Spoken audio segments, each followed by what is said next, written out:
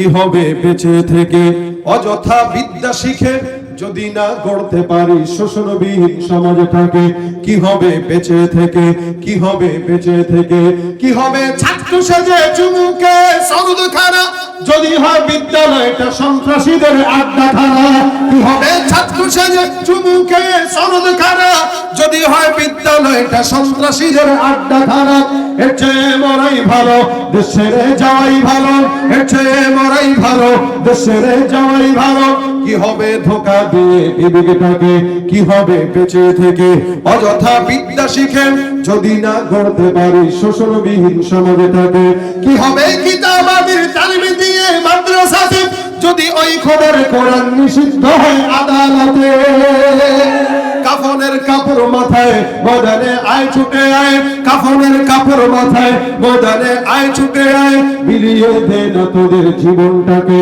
কি হবে বেঁচে থেকে অযথা বিদ্যা শিখে যদি না গড়তে পারি শোষণবিহীন সমাজটাকে? কি হবে শেষ নবীজির উম্মত বলে দাবি করে যদি ওই নবীর চেয়ার কাদিয়ানীরা দখল করে? নবীজির জন্য যদি রক্তের বহে নদী, নবীজির জন্য যদি রক্তের বহে নদী, তবুও হটবো না এই দাবি থেকে। কি হবে বেঁচে থেকে অযথা বিদ্যা শিখে যদি না গড়তে পারি শোষণবিহীন সমাজটাকে? কি হবে বেঁচে থেকে, কি হবে বেঁচে থেকে, কি হবে বেঁচে থেকে? নেবে না আমাদেরকে, নেবে না কাকে নেবে? আল্লাহ পাক আমাদের জন্যই জান্নাত বানাইছে। জান্নাতটা উইদ্দাত লিল মুত্তাকিন, আমাদের জন্য বানাইছেন। হ্যাঁ, এখন আপনি বলবেন হুজুর গুনাহ যে করছি, ভাই আপনার গুনাহ কতটুকু?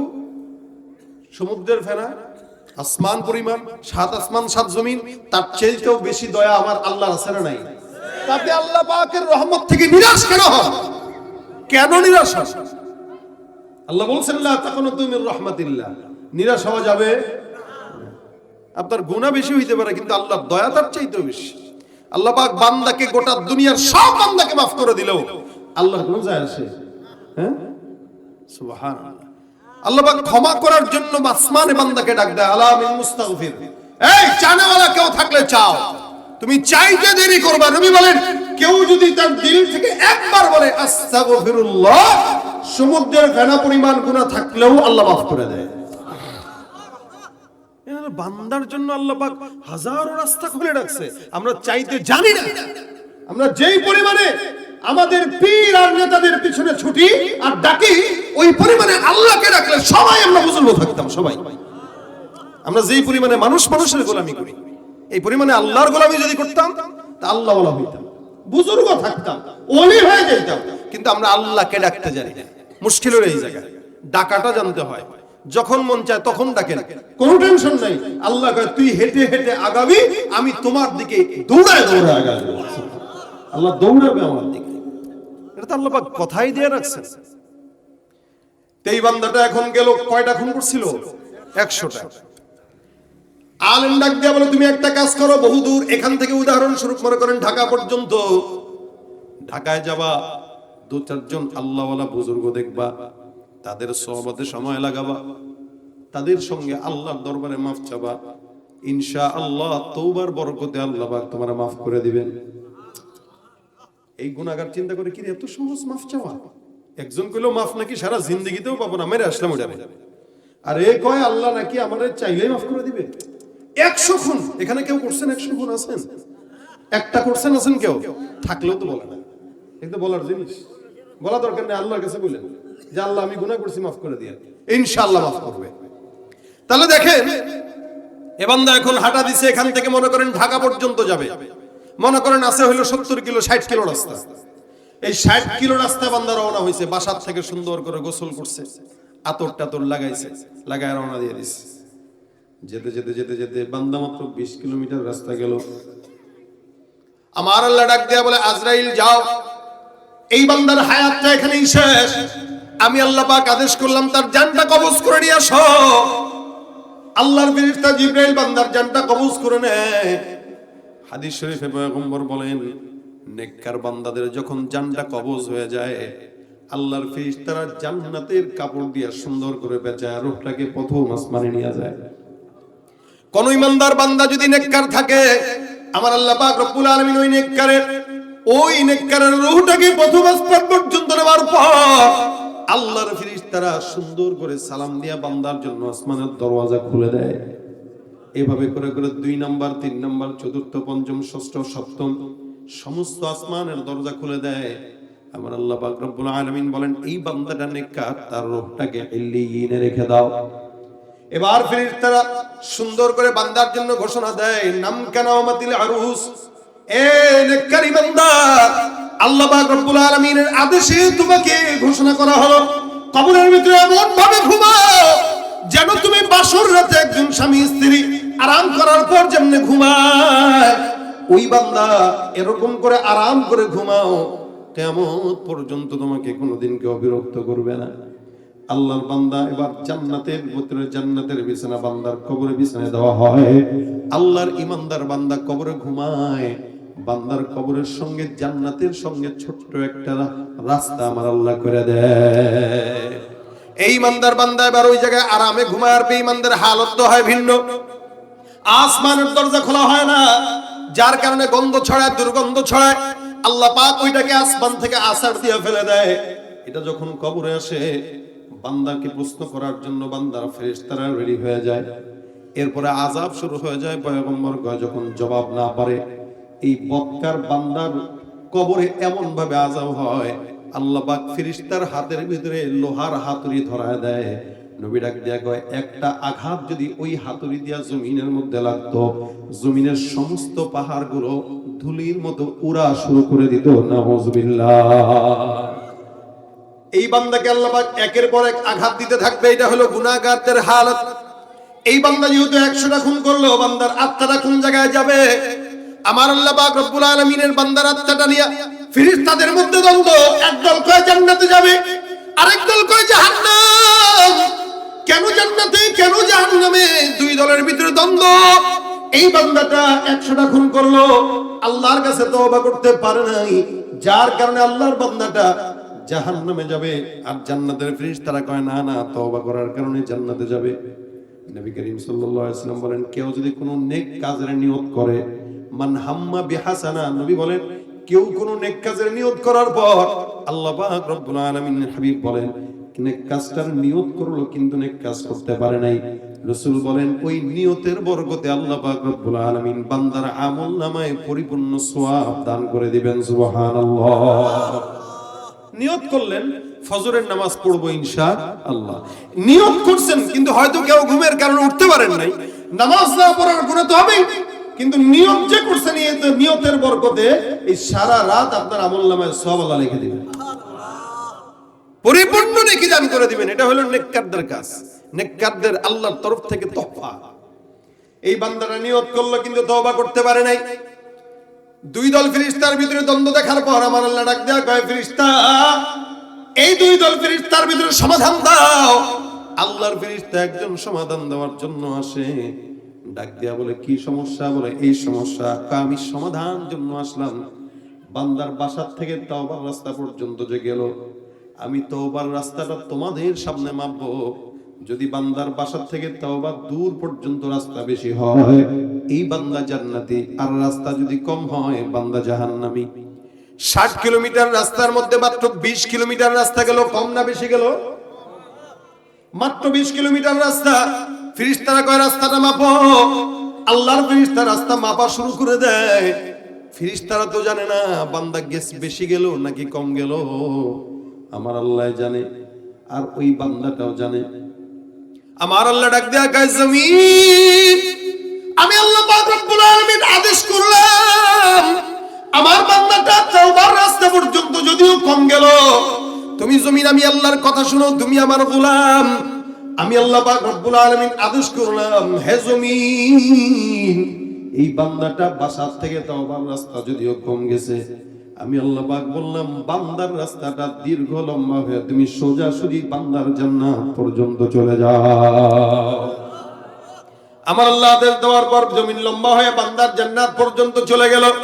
ফেরেশতারা রাস্তা মাপে 1 হাত 2 হাত 3 হাত করে করে করে করে মাপতে মাপতে মাপতে মাপতে তাকায় দেখে আল্লাহর বান্দার রাস্তাটা, তওবার রাস্তাটা গোটা জান্নাত বরাবর চলে গেছে।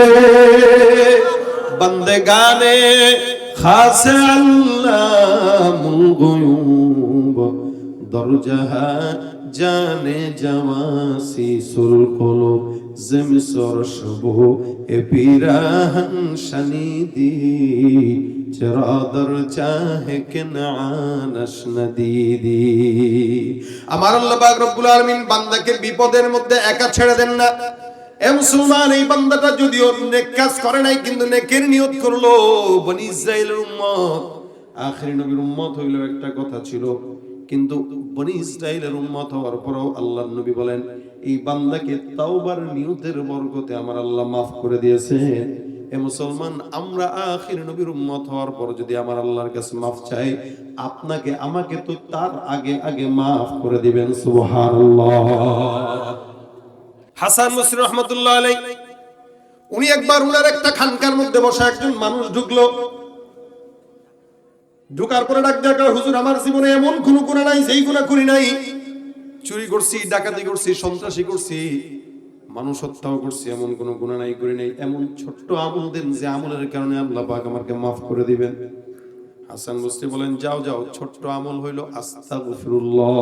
বলেন না, আমল দিছেন। বেচা কয়, হুজুর আমি বুঝছেন তো আমি কি গুনাহ করছি? কয় বুঝছি। হুজুর খুনও করছি? কয় বুঝলাম তো, যাও আস্তাগফিরুল্লাহ। হুজুর সব গুনাহ মাফ হয়ে যাবে? কয় হ্যাঁ বললাম তো, এটা পড়তে থাকো। গেল। কিছুক্ষণ পর আরেকজন আসলো। আসার পরে বলে, হুজুর আমার এলাকায় বৃষ্টি হয় না আসমান থেকে, আমার ছোট্ট একটা আমল দেন যেন আমাদের এলাকায় একটু বৃষ্টি হয়। আমাদের দেখেন না গরমের সময় বৃষ্টি না হইলে হুজুররা দোয়া করে নামাজ পড়ে, আপনারা তো পড়ছেন সালাতুল ইস্তিসকার নামাজ পড়ে পড়ে আল্লাহর কাছ থেকে বৃষ্টি আনায়। হাসান বসরি বলেন, যাও, যদি তোমাদের এলাকায় বৃষ্টি নাও হয়, আমল হইলো একটা, কি? আস্তাগফিরুল্লাহ। এই বেচারাও চলে গেল, দুইজন বাপ। এবার তৃতীয় জন আরেকজন ঢুকে ডাক দেয়া বলে, হুজুর আমাদের এলাকায় অনেক মানুষ আছে কিন্তু ফসলাদি হয় না, চাষাবাদ করতে চাই কিন্তু ফসল বরকত নাই, আমাদেরকে আমল একটা দেন যেন এলাকার ভিতরে ফসলাদি হয়। হাসান বসরি বলেন, যাও যাও, বেশি বেশি পড়বা আস্তাগফিরুল্লাহ। আরেকজন আল্লাহর বান্দা আসলে ডাক দেয়া বলে, হুজুর আমার সম্পদ নাই, দোকান আছে বাজারে কিন্তু বেচা কিনা নাই, এমন একটা আমল শিখায় দেন যে আমলের কারণে আল্লাহ পাক রব্বুল আলামিন আমার দোকানের মধ্যে বেচা কিনা বরকত দান করবেন।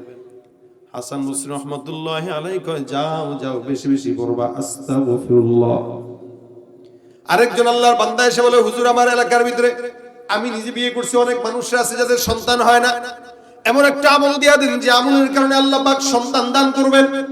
হাসান বসরি বলে, যাও, বেশি বেশি জবান দিয়া পড়ো আস্তাগফিরুল্লাহ। তার মানে সন্তান না হইলেও পড়ব কি? আস্তাগফিরুল্লাহ। আমাদের দেশে অনেক ব্যাকুলের দল আছে যারা নাকি সন্তান না হইলে সোজা খাজা বাবার দরবারে দৌড় দেয়। আচ্ছা বাবারে আব্বা ফু দেন একটু বউডারে, বউরে ফু দিয়া বাচ্চা হওয়া যায়? কথা কয় না, হওয়ানো যায়? কই ফু দিয়া বাচ্চা হবেন বলেন? ফু দিয়া বাচ্চা আল্লাহ পাক বানাইছেন। ঈসা ইবনে মারইয়ামকে আল্লাহ পাক এখানে ফু দিয়ে দিয়েছেন। তো আল্লাহ ফেরেশতা জিবরাইল সেই জায়গাটা একটু খুলে ছু একটা ফু দিয়ে দিয়েছে। ফু দিয়া বলতেছেন, আপনি কিন্তু মা হয়ে গেছেন। সুবহানাল্লাহ। মারইয়াম কয়, কি বলে? না বলে বিয়ে শাদী কিচ্ছু করি নাই, কয় মা হয়ে গেছে। কারণ এটাই আল্লাহ পাকের আদেশ। মানুষকে কি বলবো সেটা ভিন্ন ঘটনা। তো ফু দিয়ে আল্লাহ পাক রব্বুল আলামিন বাচ্চা বানাইছেন মরিয়মের পেট থেকে ঈসাকে। এখন এই কারামতি দুনিয়ার কোন পীর দিতে পারবে? তাহলে খাজার দরবারে যে সন্তান চাওয়া যাবে? কথা কয় না। আপনারা চান নাকি? আমি তোমার ভয়ে আছি নাকি আবার আমারে উল্টা অ্যাকশন করেন আবার? হুজুর কি বলেন, আমরা তো খাজার ভক্ত। আল্লাহ ছাড়া কারো কাছে চাওয়া যাবে? যত বড় পীর হোক যাবে, যত বড় খাজা হোক যাবে। পীরগিরি আর মাজার পূজা চলছে দেশটা জুড়িয়া, শিরকি আর ভণ্ডামিতে দেশটা গেছে ভরিয়া। পীরগিরি আর মাজার পূজা চলছে দেশটা জুড়িয়া, শিরকি আর ভণ্ডামিতে দেশটা গেছে ভরিয়া। গাজার কলকি টান মারিয়া, গাজার কলকি টান মারিয়া দেখায় খাজার শান। ওরা শিক্ষিত শয়তান, ওরা শিক্ষিত শয়তান। ঠিক কি না? যারা চাবো কার কাছে সন্তান হইলে? আল্লাহর কাছে দেন বলে আল্লাহ। সন্তান হয় না, হাসান বসরি বলেন যাও ইস্তিগফার করো। তা বান্দা চলে গেল। আরেকজন আল্লাহর বান্দা এসে কয় হুজুর আমাদের এলাকায় নদীর ভিতরে পানি নাই, নদী নালা খাল বিল সব শুকিয়ে গেছে। এই যমুনায় যান দেখবেন যমুনা শুকানো, পদ্মায় যান দেখবেন পদ্মায় চর হয়ে গেছে। কালকে না আগের দিন খবরে দেখলাম সন্দ্বীপে শ্রীলঙ্কার চাইতেও বড় একটা দ্বীপ ভেসে উঠতেছে। সমুদ্র আস্তে আস্তে শুকায় যাচ্ছে। হাসান বসরি বলেন যাও বেশি বেশি আমল করো। কি? আস্তাগফিরুল্লাহ। এই 6 জন 5 জন যারা আসলো সবাইকে আমল দিল কয়টা? কথা কয় না, কয়টা? একটা। এবার পাশ থেকে একজন কয় হুজুর বুঝলাম না, সমস্ত মানুষকে আমল একটাই দিলেন, আমল কি হুজুর একটাই জানেন নাকি আর জানেন? এটা একটু জানা দরকার। হাসান বসরি বলেন মানে এই আমল আমি দেই নাই, এটা আমার বাবাও দেয় নাই, পীরও দেয় নাই, স্বয়ং আল্লাহ কোরআনে গোটা দুনিয়ার বান্দাকে দান করেছেন। আমলটা দিয়েছেন কে?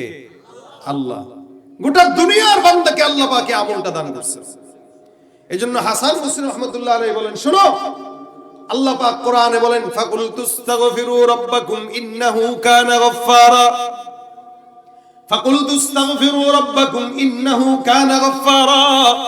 কোন বান্দা যদি ইস্তিগফার করে আল্লাহ পাক বলেন নিশ্চয়ই আল্লাহ ক্ষমাশীল, বান্দার যত গুনাহ আছে সব আল্লাহ পাক ক্ষমা করে দিবেন। যেই বান্দা গুনাহ মাফের জন্য আসলো ওই বান্দাকে ইস্তিগফার আল্লাহর এই কোরআনের আয়াতের কারণেই দিয়েছি। 2 নাম্বার ইউরসিলিস সামা আলাইকুম মিদরারা, আসমান থেকে আল্লাহ পাক রব্বুল আলামিন বৃষ্টি বর্ষণ করে দিবে। হাসান বসরি বলেন যেই বান্দা বৃষ্টির জন্য আসলো ওই বান্দাকেও আমি আল্লাহর কোরআনের এই আয়াতের মাধ্যমে আমলটা দিয়েছি। কারণ আমার আল্লাহ বলেন কেউ যদি ইস্তিগফারের আমল করে বান্দা আসমান থেকে উপকারী বৃষ্টি আমি আল্লাহ বান্দার জন্য দান করে দেব। সুবহানাল্লাহ। ওয়ায়ুমদিদুকুম বিআমওয়ালিন ওয়া বানিন, সম্পদ যদি না থাকে, সন্তান যদি না থাকে, আল্লাহ পাক রব্বুল আলামিন বলেন আমি আল্লাহ পাক রব্বুল আলামিন ওই বান্দার জন্য যত সম্পদ দরকার, যত সন্তান দরকার, সব সম্পদ আর সন্তানের বন্দোবস্ত আসমান থেকে আমি আল্লাহ ফয়সালা করে দেব। সুবহানাল্লাহ। ওয়াজআল লাকুম জান্নাতি ওয়াজআল লাকুম আনহারা, নদী নালায় পানি যদি না থাকে, ফসল যদি না থাকে, আল্লাহ পাক রব্বুল আলামিন বলেন আমি আল্লাহ পাক বান্দার জন্য সকল প্রকার নিয়ামতের জন্য বন্দোবস্ত করে দিব। বলে কতদিন? ইলা আজালিম মুসাম্মা, বান্দার মওত পর্যন্ত যত যত নিয়ামত দরকার সমস্ত নিয়ামত আমি আল্লাহ বান্দার জন্য দান করে দিব। সুবহানাল্লাহ। ঘোষণা তো করেছেন আল্লাহ, আল্লাহর কথায় কি হেরফের হয়? লা তাবদীলা লিকালিমাতিল্লাহ, আল্লাহর কোন কথায় এলোমেলো নাই, যা বলছেন তা হবেই, হতে হবে, কারণ ওয়াদা কার? আল্লাহ। দুনিয়ার মানুষ 2 নাম্বারই করে। দুনিয়াতে মানুষ কথা দিয়া কথা রাখে না, আল্লাহ বান্দাকে কথা দিয়া কথা রাখে না, এটা হয় না। এইজন্য ভাইরা আমার মজলিসে বসলাম, শাবান মাস চলতেছে, বরকতি মাস, যেহেতু শাবান মাস চলতেছে কিছু কথা শাবানের জন্য বলি।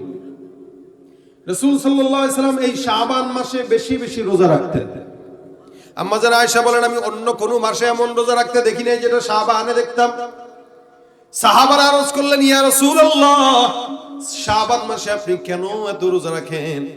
নবী আমার ডাক দেয়া কয় সাহাবা আজমাইনের দল শুনো, শাবান মাসে আমার আল্লাহ পাক রব্বুল আলামিনের কাছে বান্দারা আমলনামা পেশ করা হয়। সুবহানাল্লাহ।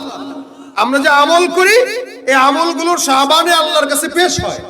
রাসূল বলেন আমি এই কারণে রোজা রাখি যে আমার আমলনামা যখন আল্লাহর কাছে যাবে আল্লাহ যেন দেখে যে আমি মুহাম্মদ রোজাদার অবস্থায় আছি। সুবহানাল্লাহ। শাবানে আমল দিবস, আল্লাহ পাক বান্দার আমলনামা হিসাব করে। আমলনামা, আমল শুমারি। আমাদের দেশে আদমশুমারি হয় না, কে কতটুকু বান্দা এই দেশে কতটুকু আছে, জনসংখ্যা কত। আদমশুমারিতে মুসলমানের গণনা বেশি না কম বলেন তো? বেশি। এদেশে মুসলমানের সংখ্যা বেশি, আদমশুমারিতেও বেশি। কিন্তু আমল শুমারি যদি হইতো মুসলমান যতগুলো তার চাইতে অনেক কম থাকতো আমলদার মানুষ। আমল শুমারিতে আমলদার কম থাকতো। এজন্য রাসূল বলেন আমাকে আল্লাহ পাক রব্বুল আলামিন যেন এইভাবে দেখে যে আমি একজন আমলদার, রোজাদার। এজন্য রাসূল বেশি রোজা রাখতেন। তো যেহেতু শাবান মাস চলতেছে, শাবান মাসে আমরা চেষ্টা করব যারা রোজা রাখি না এখনো অন্তত একটা হলেও রাখার, যাতে রাসূলের সাথে মিশে। এবং এই শাবানে আমরা গুনাহ থেকে বেঁচে থাকবো। কেন? কারণ শাবানে আমার আমলনামা আল্লাহর কাছে যাবে, যেন আমার আমলনামাটা গুনাহগার অবস্থায় না যায়। রাজি আছি ইনশাআল্লাহ? শাবানে এই চেষ্টাটা করবেন যেন আল্লাহর কাছে আমার গুনাহ না যায়, আমলনামাটা যেন যায়। রোজাও রাখবেন, শাবান থেকে চেষ্টা করা, রমজানের চেষ্টা করা। অনেক বুজুর্গ দিনরা বলতেন রজব মাস আমলের গাছের চারা লাগানোর মাস, শাবান মাস গাছে পানি দেওয়ার মাস, আর রমজান মাস ওই গাছ থেকে ফল পেড়ে খাওয়ার মাস। সুবহানাল্লাহ। মানে আমলের গাছ লাগাইবেন কোন মাসে? রজব মাসে। পানি দিবেন কোন মাসে? শাবান মাসে। এটা বড় হবে। আর রমজান যখন আসবে ফল পেড়ে পেড়ে খাবেন, একটা দুইটা না, একটা নেকের কাজ করবেন, 70টা ফল পেড়ে খাবেন। এজন্য শাবান হলে প্রস্তুতিমূলক। এই মাসে সবচাইতে একটা ঘৃণিত দিন আছে, যেটা 14ই ফেব্রুয়ারি। আমার দেশের যুবক ভাইরাই 14ই ফেব্রুয়ারি পালন করে। আল্লাহর ওয়াস্তে আপনাদের কাছে হাতে ধরে বলে যাই, সন্তানদের নজরদারিতায় রাখবেন। এবং যুবকেরা আল্লাহর ওয়াস্তে এই দিনে কোনো নোংরামি যেন না করে, এদিকে নিজের চেষ্টা করবে। কারণ এই দিনে দিবাগত রাত্রে লাইলাতুল নিসফি মিন শাবান, আমরা এমন কোনো কাজ যেন না করি যেটা আমাদের ঈমানকে হালকা করে দেয়, গুনাহের খাতায় নাম লেখানো হয়। যেহেতু এই মাসে আমলনামা পেশ করা হয়, কোন যুবক যুবতী যদি একসঙ্গে নোংরামি করার জন্য কোনো জায়গায় যায়, আল্লাহর কাছে ওদের আমলনামাটা কোন হালতে গেলে একটু চিন্তা করে দেখেন। আমরা কতটুকু চিন্তা করি? হায়াত পাইছি কয় বছর, কয়দিন আল্লাহর কাছে চাইছি বলেন? এই জন্য রমজান আসতেছে, প্রস্তুতি এখন থেকে নেওয়া। রমজানটা যেন আমাদের আমলনামায় কাটে, বলেন আমিন। আমলের সাথে যেন কাটে। রমজানটা বান্দাকে মুত্তাকি শেখায়, মুত্তাকি হওয়া বানায়। এই জন্য রমজানের প্রস্তুতি এখন থেকে নেওয়া। বেশি বেশি ইস্তেগফার। আমি যে আয়াতে কারিমা তেলাওয়াত করেছি, আল্লাহ পাক বলেছেন বেশি বেশি ইস্তেগফার করো। নবী বলেন কেউ যদি তার জবানে ইস্তেগফার উঠায় নেয়, লাজিম বানায় নেয়, আল্লাহ তার বান্দার সমস্ত পেরেশানি দূর করে দিবেন। মিন কুল্লি হাম্মিন ফারাজা, সব পেরেশানি দূর হয়ে যাবে। আমিন কুল্লি যিকিন মাখরাজা, যত বিপদ আপদ আছে সব দূর করে দিবেন। এবং এমন জায়গা থেকে রিজিকের ফয়সালা করবে বান্দা কল্পনাও করতে পারবে না। আমরা তো বড়লোক হইতে চাই কি চাই না বলেন? টাকা যেন বেশি হয়, কারণেই তো এখানে চাকরি করে, আবার ওদিকে ওভারটাইমে করে, আবার ফাঁকতালে মাঝে মাঝে ডিম হয়েছে। কেন রে ভাই? ভাই অনেক টাকা দরকার, টাকা ছাড়া শান্তি নাই। তা আপনার টাকা লাগলে আপনি লাইনে কামান, বেলাইনে কামান কেন? ঘুষ খায় টাকা কামাবেন, সুদ খায় টাকা কামাবেন, জনগণের টাকা চুরি করে কামাবেন। ক্ষমতা যতদিন থাকবে টাকা ততদিন থাকবে, ক্ষমতা নেই বাড়ি ঘর গাড়ি ঘর সব জ্বালায় দিয়ে পুরো ছাই করে দিবে। এটা হলো বেলাইনে টাকা কামানোর অবস্থা। আর লাইনে কামান, ইস্তেগফার করে কামান, 14 পুরুষ টাকা খেয়ে যাবে, টাকা নষ্ট হবে। লাইনটা কি? আস্তাগফিরুল্লাহ, বলেন না আস্তাগফিরুল্লাহ। এটা আমি আপনাদেরকে আমল দিতেছি না, আমি কোনো বুজুর্গ লোক না। আমি আল্লাহ পাকের আমলটাই আপনাদের কাছে পেশ করতেছি। এই আমলটা আল্লাহ দিবেন। কে দিবেন? আল্লাহ দিবেন। আমলটা যেহেতু আল্লাহ দিয়েছেন, তার মানে অনেক বড় এবং গুরুত্বপূর্ণ। এজন্য কারো যদি বড় লোক হইতে মন চায়, আপনিও পড়েন আস্তাগফিরুল্লাহ। কারো যদি বিবাহ দরকার হয়, নেককার বিবি দরকার, আপনিও পড়েন আস্তাগফিরুল্লাহ। কারো যদি সন্তান নেককার দরকার, আপনিও পড়েন আস্তাগফিরুল্লাহ। কারো ক্ষমতা দরকার, আপনিও পড়েন আস্তাগফিরুল্লাহ। সুতরাং যে নিয়তে পড়বে একটা আমল, আল্লাহ পাক যত কল্যাণ আছে সব দান করে দিবেন। ফ্রি পাইতো আমরা, এই কারণে মূল্যায়ন নাই। যদি ইস্তেগফার পড়তে টাকা লাগতো, আর 100 বার ইস্তেগফার পড়লে একটা মনের আশা পূরণ হইতো, আর একবার ইস্তেগফারের বিনিময়ে 10,000 টাকা করে দেওয়া লাগতো, তাহলে সারা জিন্দেগি খালি ওই ব্যাংকের ভিতরে ওইটার নিয়তে টাকা রেখা 100 বার ইস্তেগফার করে 1 লাখ টাকা দিয়া এরপরে মোটামুটি একটা মনের আশা পূরণ করে এমপি হয়ে যেত, অথবা বাড়ি 10 তলা বানাই দিত। কিন্তু ফ্রি তো আল্লাহ তো ইস্তেগফার করতে টাকাও নেয় না, কিচ্ছু নেই, কারণ গুরুত্ব নেই। এই জন্য যদি গুরুত্বের সাথে পড়েন, ইনশাআল্লাহ মনের সমস্ত নেক আশা পূরণ করবেন আল্লাহ। আপনি আল্লাহর উপরে বিশ্বাস যতটুকু রাখবেন, আল্লাহ ততটুকুই দিবেন। আনা ইনদা জন্নি আবদি বি, কতটুকু ধারণা আপনার আল্লাহর প্রতি আছে, এটা আপনার মন জানে। আপনি কতটুকু ধারণা রাখছেন, এটা আপনি জানেন, আপনার আল্লাহ জানেন।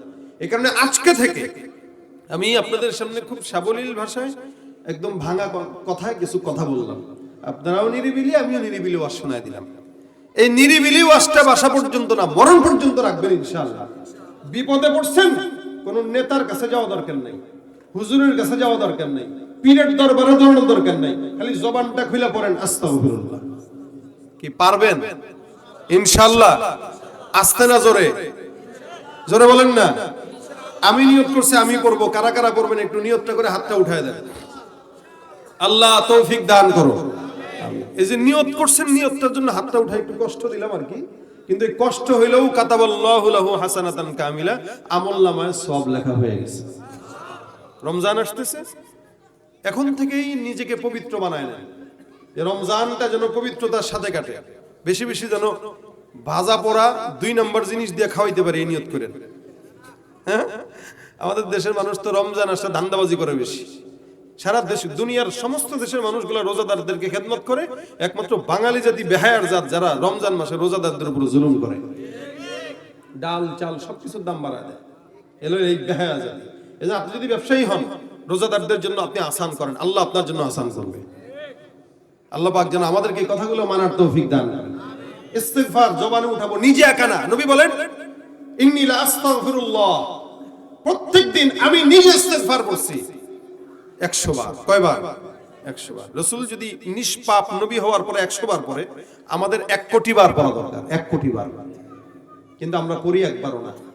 5 ওয়াক্ত নামাজের পরে অভ্যাস যদি থাকে 10 বার 20 বার করে পড়লে 100 বার হয়ে যায়।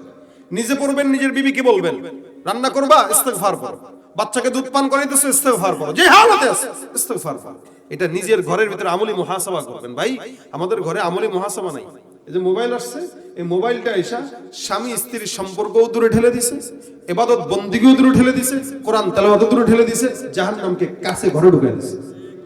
হাসতে হাসতে জাহান্নামে চলে যেতেছে, হাসতে হাসতে। আল্লাহ পাক আমাদেরকে হেফাজত করুক, বলেন আমিন। এই জন্য আপনারা নিয়ত করবেন, আল্লাহ পাক যেন আমাদেরকে ইস্তিগফারের আমলটা বাসা পর্যন্ত না, কবর পর্যন্ত আমল করার তৌফিক দান করেন।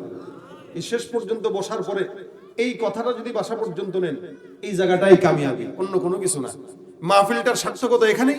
যারা আজকের মজমায় কষ্ট করে মুজাহাদা করে, টাকা দিয়ে, শ্রম দিয়ে, বুদ্ধি দিয়ে, পরামর্শ দিয়ে আয়োজন করেছে, যারা বসছেন, প্রত্যেকের জন্য এই মাহফিলটা নাজাতের উসিলা হয়ে যাবে যদি এখানের সবগুলা মানুষ এই কথাটা বাসা পর্যন্ত নেয়। আল্লাহ আমাদেরকে আমল করার তৌফিক দান করুক, বলেন আমিন। ইনশাআল্লাহ মানবো। হ্যাঁ, আপনারা ওই যে বললাম আপনারা চুপচাপ, তো আমিও চুপচাপ, কারণ আমাদের তো ভাই এখন এই পর্যায়ে এসে আর ওয়াজ করতে মন চায় না, কত চিল্লায় আর এক গলা দিয়া। এখন এই কারণে আপনারা নিরিবিলি শুনছেন, আলহামদুলিল্লাহ, এটা ভালো লাগছে। আমিও নিরিবিলি কথা শোনায় দিয়ে চলে যাচ্ছি। তবে আপনারা দোয়া করেন, এই আজকের প্রোগ্রাম যারা করছে, যুবক ভাইরা এবং মসজিদ কমিটির ভাইরা, আল্লাহ পাক যেন আমাদের এই সওয়াবগুলোর উসিলায় এদেরকে মাফ করে দেয়। এবং আপনারাও যারা বসছেন